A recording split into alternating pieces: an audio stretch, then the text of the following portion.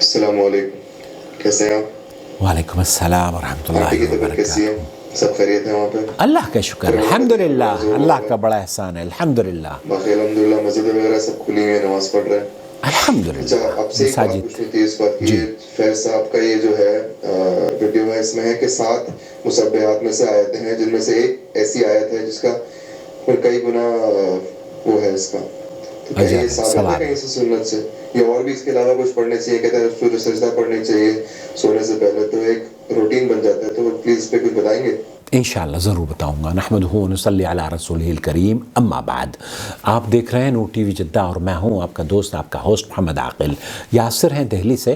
پوچھنا چاہ رہے ہیں کہ مسبحات جو وہ صورتیں ہیں جن کا تذکرہ یا جن کا آغاز اللہ کے رسول صلی اللہ علیہ وسلم پر جو قرآن کریم نازل ہوا، اس میں ان کے آغاز میں یسبح للہ ما فی السماوات و ما فی الارض یا سبح للہ، اس طرح کے جو جہاں تسبیح اللہ تعالیٰ کی بیان کی جاتی ہے ان صورتوں کو مسبحات کہا جاتا ہے۔ پوچھنا یہ چاہ رہے ہیں کہ ایڈوکیٹ فائز یہ فرماتے ہیں کہ انہیں سونے سے پہلے پڑھنا اللہ کے رسول صلی اللہ علیہ وسلم سے ثابت ہے۔ یہ جاننا چاہتے ہیں کہ کیا یہ درست بات ہے؟ کیا سعودی عرب کے علماء اور مشائخ اس سلسلے میں ان احادیث پر ان کا کیا حکم ہے؟ میں اس سے پہلے آپ ہمارے اس گفتگو کو، بلکہ میں ایڈوکیٹ فائز کی آواز بھی آپ کی خدمت میں اختصار سے پیش کروں گا اس امید پر کہ آپ اس حدیث کی تحقیق خود بھی کریں اور دوسروں تک بھی اسے سننے کے بعد شیئر کریں۔ دراصل قدیم زمانے سے ہمارے یہاں بھی بر صغیر میں خاص طور پر اہل حدیث علماء کا طرز عمل یہ رہا ہے کہ وہ جو احادیث فضائل کے بارے میں ہیں ان کی فضیلت بیان کی جاتی ہے، اور کئی محدثین ہیں جو بر صغیر میں جنہوں نے ان احادیث کو، جو کہ عرب علماء کے نزدیک ضعیف روایات ہیں، ہمارے یہاں ان کو صحیح طور پر وہ پیش کرتے رہتے ہیں۔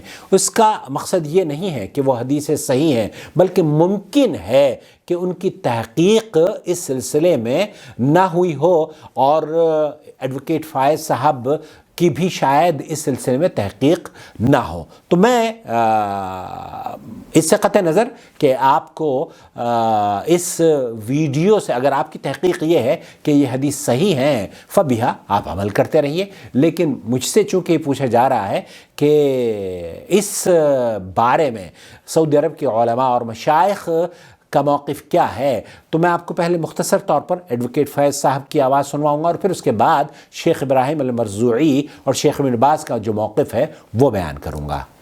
نبی اکرم صلی اللہ علیہ وسلم کے تعلق سے آتا ہے کہ آپ جو ہے مسبحات پڑھے بغیر نہیں سوتے۔ شیخ یہ فرما رہے ہیں، ایڈوکیٹ فائز صاحب ہمارے دوستوں میں سے ہیں، بزرگوں میں سے ہیں، اور ان داعی جو برصغیر میں بڑے دعوت کا کام انجام دے رہے ہیں، اللہ تعالیٰ ان کی دعوت کو قبول فرمائے، فرما رہے ہیں کہ سونے سے پہلے مسبحات اللہ کے رسول صلی اللہ علیہ وسلم پڑھا کرتے تھے، اور یہ ان کا اپنا موقف نہیں ہے، بلکہ کئی اہل حدیث علماء اس بات کے قائل ہیں۔ لیکن آج میں آپ کی خدمت میں اس حدیث کی سند کے بارے میں کیا حکم ہے وہ پیش کرنے کی سعادت حاصل کر رہا ہوں۔ مسبحات کس کو کہتے ہیں؟ مسبحات کس کو کہتے ہیں یہ فرمانا ہے۔ 7 قرآن کی صورتیں ہیں جی، جن کی ابتدا اللہ کی حمد و ثنا یا تسبیح سے شروع ہوتی ہے۔ حمد و ثنا اور تسبیح سے شروع ہوتی ہے، جیسے کہ سبحان الذی اسری بعبدہ لیلا من المسجد الحرام الی المسجد الاقصی، یا اسی طریقے سے سورہ جمعہ ہے یسبح للہ ما فی السماوات و ما فی الارض۔ تو ان کو پڑھ کر سونا یا ان کو سونے سے پہلے پڑھنا، اس کے بارے میں کیا حکم ہے، میں آپ کو لے کر چلتا ہوں اب شیخ ابراہیم المرزوعی کی محفل میں۔ یہ حدیث جو بیان کی جا رہی ہے، شیخ بالکل آغاز ہی میں اس کا حکم بیان فرما رہے ہیں کہ یہ حدیث ضعیف ہے۔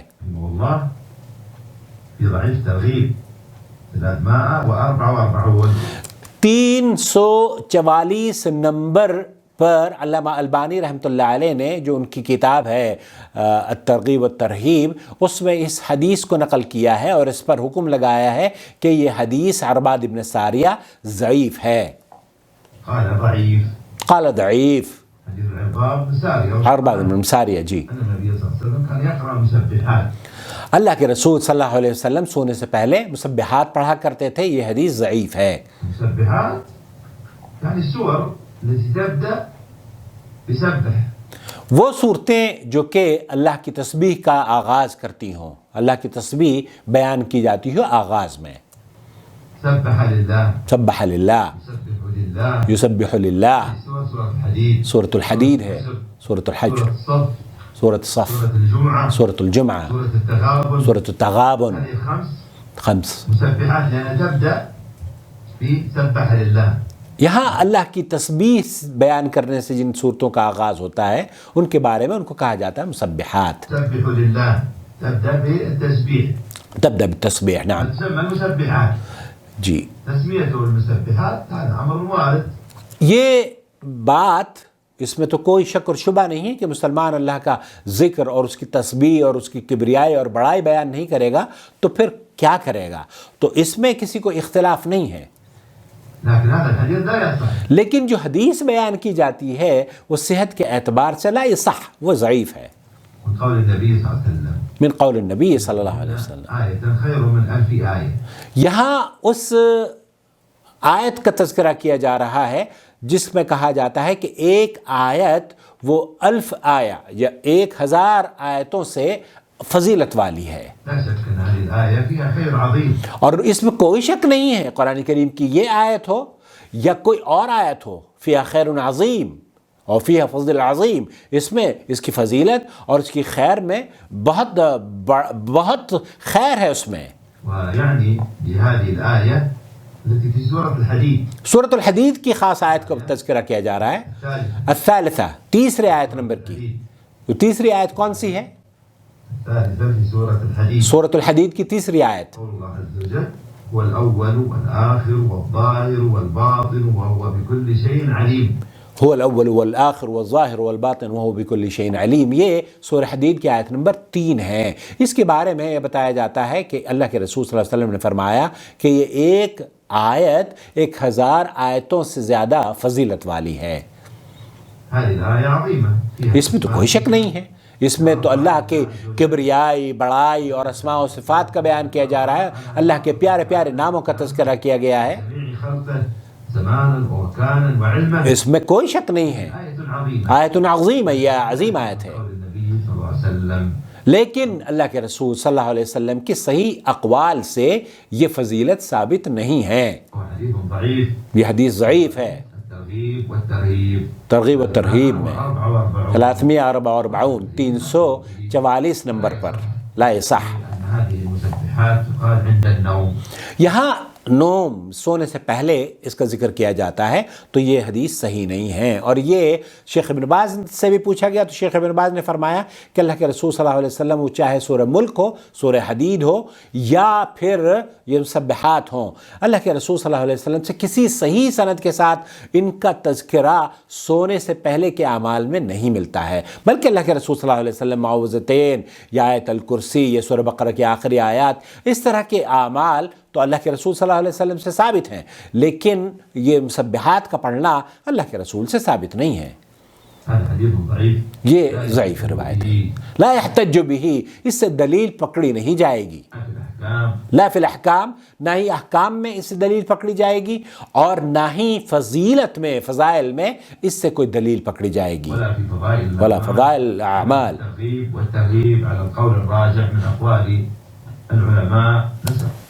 یہ صحیح قول اور صحیح اہل علم کے قول کے مطابق اس حدیث کا جب ضعف ثابت ہو گیا اور محدثین نے اس کو ضعیف قرار دیا ہے تو اس حدیث سے اس پر عمل کرنا اور اس حدیث سے استدلال پکڑنا، وہ چاہے فضائل میں ہو یا مسائل میں ہو، یہ صحیح قول کے مطابق درست نہیں ہے. خلاصہ کلام یہ ہوا، اگر آپ کی تحقیق یہ ہے کہ یہ حدیث صحیح ہے تو آپ اس پر عمل کیجئے. لیکن اہل علم کا موقف یہ ہے، علامہ البانی رحمۃ اللہ علیہ نے حدیث نمبر 344 پر الترغیب و ترہیب میں اس حدیث کو ضعیف قرار دیا ہے، اور دیگر محدثین نے بھی اس حدیث کے بارے میں یہی نہیں کہا ہے کہ اس پہ اہل علم نے اس کے ضعیف ہونے پر حکم لگایا ہے، لیکن بہت سے اہل علم ہمارے یہاں آج بھی اس پر عمل کرنے کی ترغیب دیتے ہیں۔ تو خلاصہ کلام یہ ہوا کہ اگر آپ کا اطمینان ہے اس حدیث کے صحیح ہونے پر اور آپ اسے فضائل میں قبول کرتے ہیں فبیہا، اللہ رب العالمین سے دعا ہے کہ اللہ تعالی ہمیں صحیح احادیث پر عمل کرنے والا بنا دے، اور اس چینل کو عرب اور عجم کے درمیان جو گیپ ہے اور جو خلیج ہے اسے پر کرنے والا بنا دے۔